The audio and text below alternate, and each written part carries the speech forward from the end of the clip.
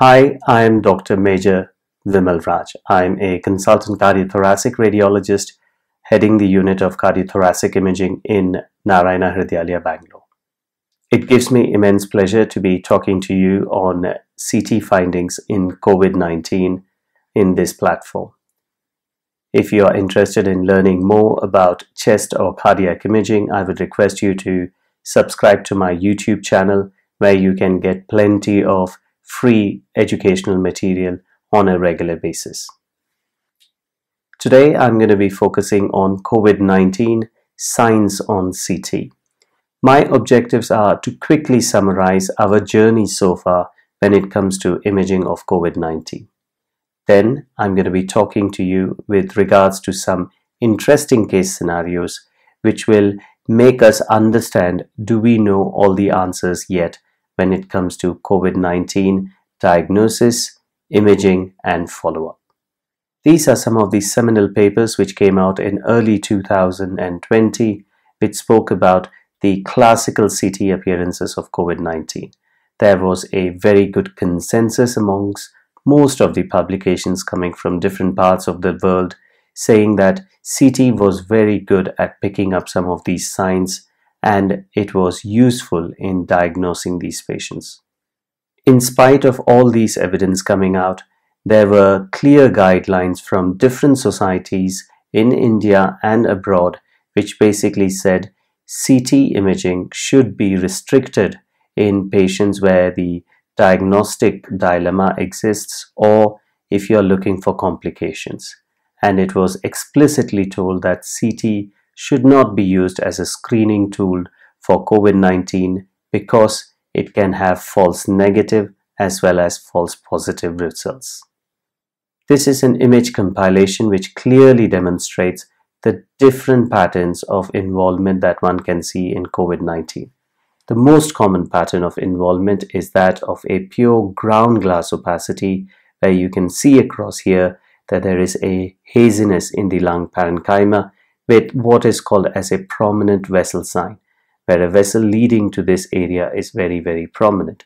Similarly, you can see it across here. This was thought to be very, very focused and specific for COVID-19. Some patients also had ground glass opacities along with interlobular septal thickening, and some had intralobular septal thickening, the so-called crazy paving appearance. This could be projected or seen as areas of reticulation along with ground glass like a mixed picture, or this was seen as areas of diffuse consolidation, predominantly ground glass in nature. The other pattern which was described very well is reticular pattern and some mixed pattern where there was patchy consolidation, some ground glass, and then reticular changes across.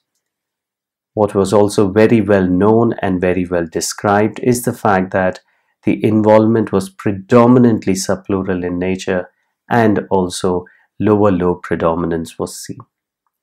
Pleural effusions, lymphadenopathy were not major features of COVID-19.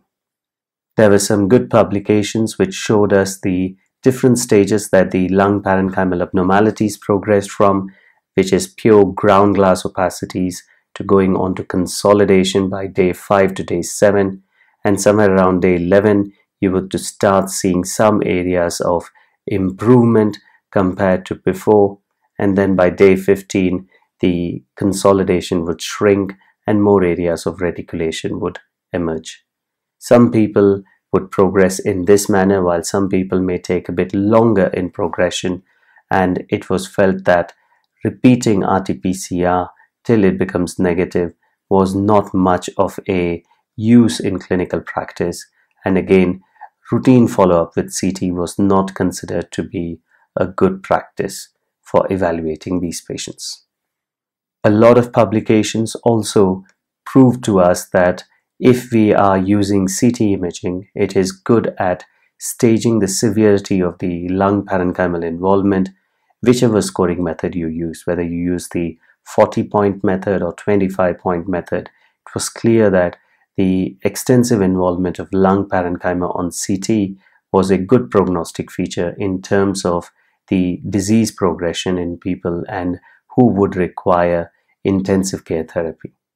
This led to a plethora of artificial intelligence enabled softwares which started to predict the amount of lung parenchymal involvement with just a click of a button and come up with beautiful scores which made the life of the radiologist very easy. This is one such paper which is being projected in this conference, where we showed that artificial intelligence software of Predible was able to easily predict and consistently predict the score of COVID involvement, the severity score in patients, and correlated well with the clinical scoring that was generated by radiologists. So most of us have got used to looking at CT images of COVID patients and becoming very confident in diagnosing these abnormalities, also in predicting the outcome of these patients. But there are still some challenges which we face in day-to-day life, and these are the challenges or questions that I would like to pose in front of you to give you a clear picture of what all possibilities that can exist and what all differential diagnosis that one should consider when you are dealing with such cases. Let us look at this case number 1. This is a 45-year-old male patient who presented to the emergency department with acute abdomen. There were no COVID-like symptoms, and being an emergency department, the first question that gets asked is, do we isolate this patient or do we put this patient in a normal ward? Of course, you can look at the CT chest, which was done as an acute emergency finding. There was no free air under the diaphragm. You look at the lung parenchyma, it looks relatively normal in there. Now, the Rtpcr tests are available in some of the good institutes, while some of the smaller institutes do not have the luxury of having a Rtpcr on site, and the results can take anywhere from 4 to 48 hours. So what do you do when you're faced with such a scenario? Do you feel that there is no COVID in this chest x-ray, so patient should have a normal care? Or no, do the Rtpcr, and till then you put them in an isolation ward or a triage area where they may be mixed with normal patients with COVID positive patient, or you do the rapid antigen test, and whatever the report comes with the rapid antigen test, you accept it, or you would just do a CT scan. Well, these are some of the questions that every one of us faces, and in most of the cases when we are faced with such a clinical scenario, the choice is between the last three, which is either doing a rapid antigen test, Rtpcr, or doing a CT scan. Now, this is at a time when we were doing CTs in these patients, and what you can see here clearly are these peripheral areas of ground glass opacities in both lungs, and this makes our life so much more easier that we know this patient has got COVID pneumonia, and we can now start our therapy according to the standard procedures in the hospital.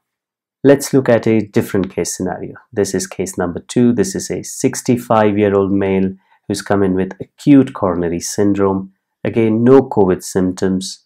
What would you do? Would you take them into cath lab and do the normal catheter angiography as part of your acute coronary syndrome, or would you wait for a Rtpcr test? It's not a question with regards to spreading of infection, but more to do with patients who may be COVID positive. You may want to give them some time before you start doing any invasive procedures in these patients. So in this case, what would you do? You feel that the chest x-ray is clear, no COVID features, just go ahead and do what normally you would do for a patient, or you would do an Rtpcr and wait till the results come. Until then, you would give them non-invasive management as required, or you would do a RAT test or rapid antigen test to do this. Now let's look at the CT scan of this patient, and we've done this CT scan. Now in the last case you saw that CT was very helpful in telling us that it was COVID, but now when you see this CT scan, Do you think this is COVID? Are you convinced that this is COVID or not? Well, this was not COVID. This is dependent changes, part of pulmonary congestion in this patient, and this patient basically underwent a normal catheter angiography after the Rtpcr test came back as negative in this case. So CT may not give you the right answers or give you all the answers every time, but in some cases it is extremely helpful. Let us look at this case now. This is case number 3. This is a 65-year-old doctor who had mild exposure to a COVID patient but has no symptoms as such. Has gone ahead and done an Rtpcr test which was negative. At a cursory glance, one would imagine that this is normal, but then if you pay a little bit attention, you start to see a patch of ground glass opacity here and a patch of ground glass opacity here.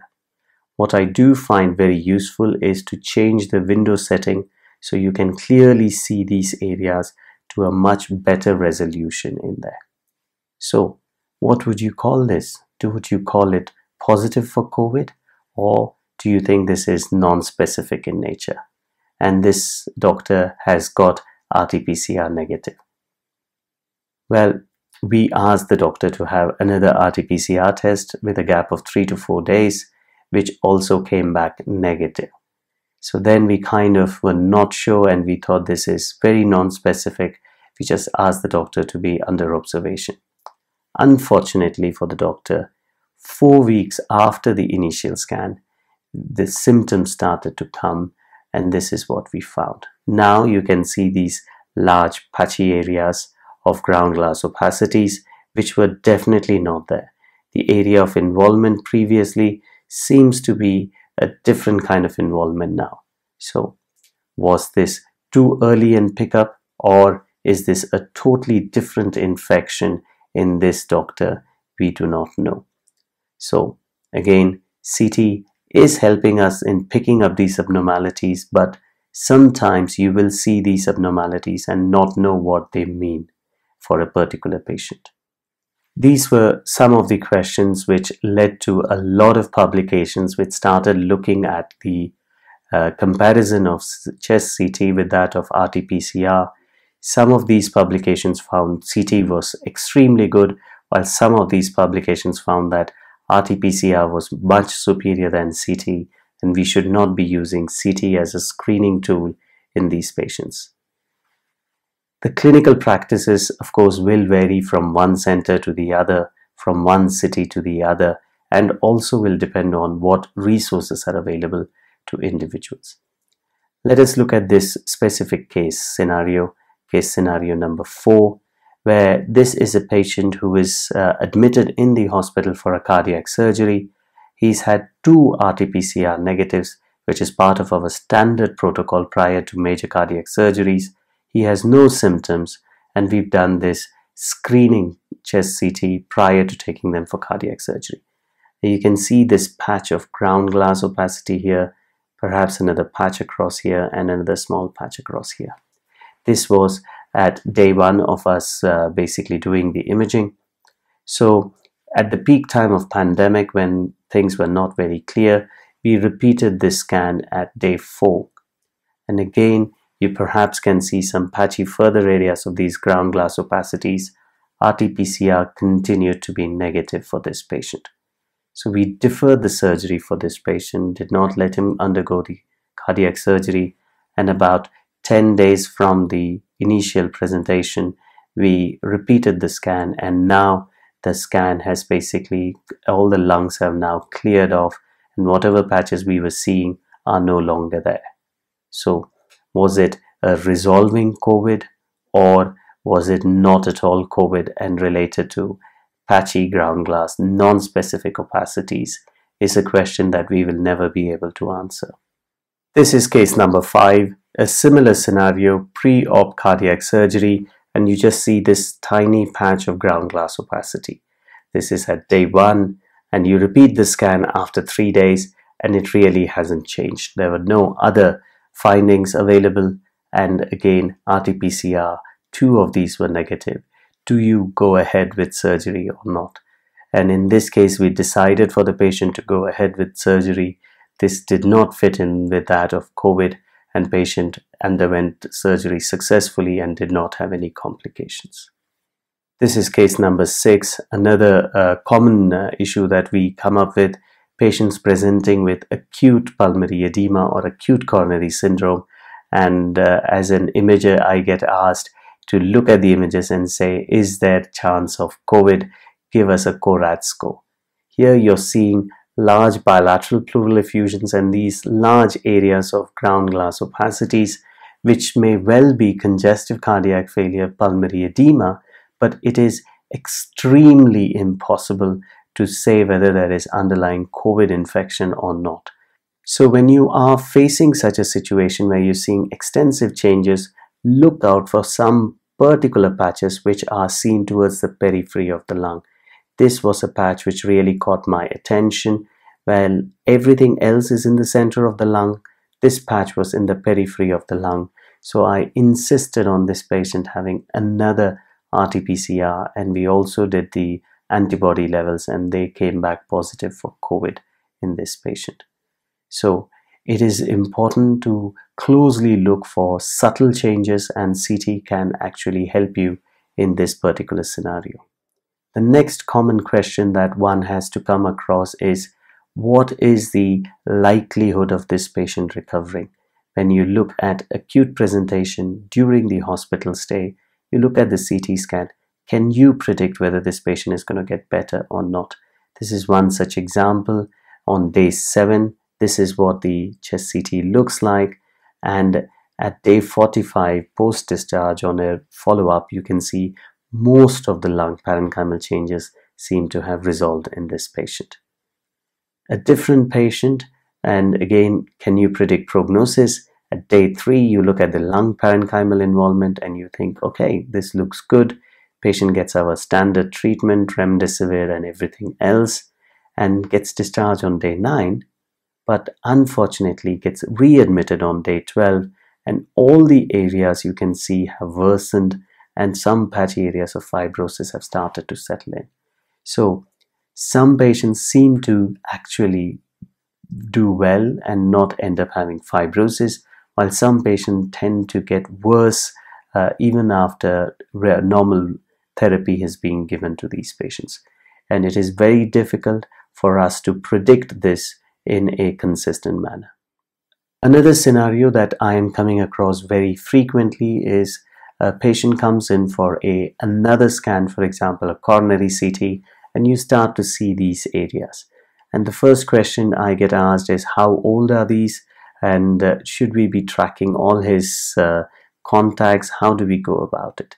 And this is likely to happen more and more because a lot of young and healthy people do not have any significant symptoms, or they have minor symptoms and they would have had COVID. So these patchy areas again are highly suspicious of COVID, and this patient was then treated at home itself after he came back positive with Rtpcr. This is another case scenario which we are regularly facing, where patients come for non-specific shortness of breath and you start to see these areas of fibrosis in a distribution, in a pattern which would be consistent with post-COVID recovery. And you ask these patients, some of them have no idea of them having had a COVID infection at all. So we are seeing these patchy areas of fibrosis. This is another pattern that we need to be able to recognize: peripheral areas of fibrosis with very mild traction dilatation of bronchi and not much loss of volume.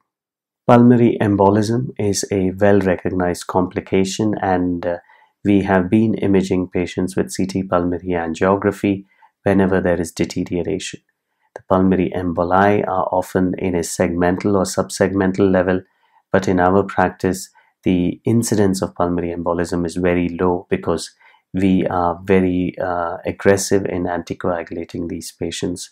One has to also remember that thrombotic complications are not restricted to pulmonary emboli, but what we have seen are these areas of spontaneous embolization or spontaneous thrombus formation within the aorta, extending into the visceral branches of the aorta and causing complications. So in summary, we do not have all the answers when it comes to COVID and imaging. CT can be extremely helpful in specific scenarios, and in some scenarios it may not be of much help. But it is important for you to look out for peripheral areas of either ground glass opacities or fibrosis in the current scenario in patients who are recovering from COVID-19. The practices will differ from institution to institution, so a consensus opinion amongst the clinical team is what is the best approach. Imaging on its own is not the answer. We need to look at all the other ancillary tests available for us, which will help us in making the right choice and giving the patient the right therapy. Thank you very much for your patient listening.